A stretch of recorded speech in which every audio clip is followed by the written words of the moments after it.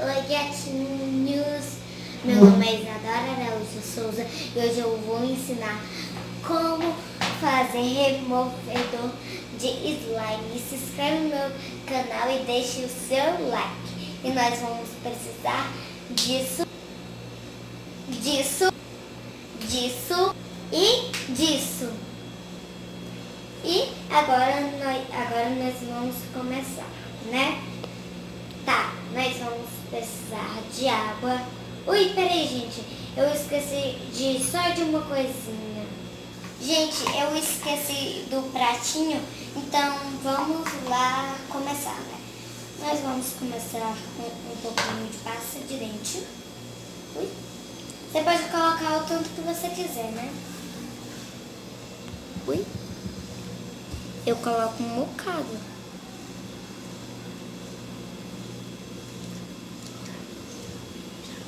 Tá bom, gente. É o tanto que eu coloco, né? Agora, nós vamos colocar um pouquinho sabonete.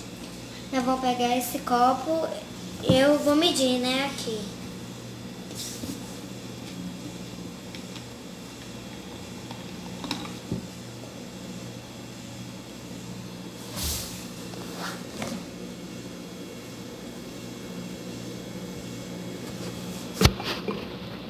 Pronto. Ah, não acabou.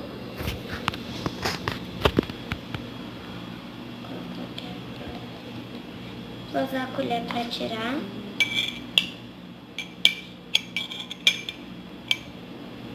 Tá bom.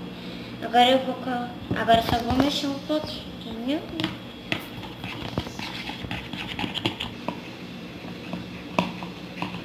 Ô, gente, tá, agora nós vamos colocar água. Eu vou colocar um pouquinho por pouquinho. Aí eu vou mexendo. Vou colocar aqui mais um pouquinho.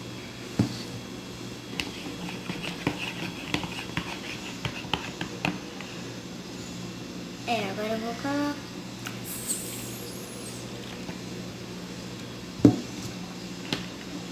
Gente, aqui já tá bom. Eu acho que eu coloquei muita água ali. Então, o nosso removedor está pronto. Agora quando grudar, você passar, esfregar muito mesmo.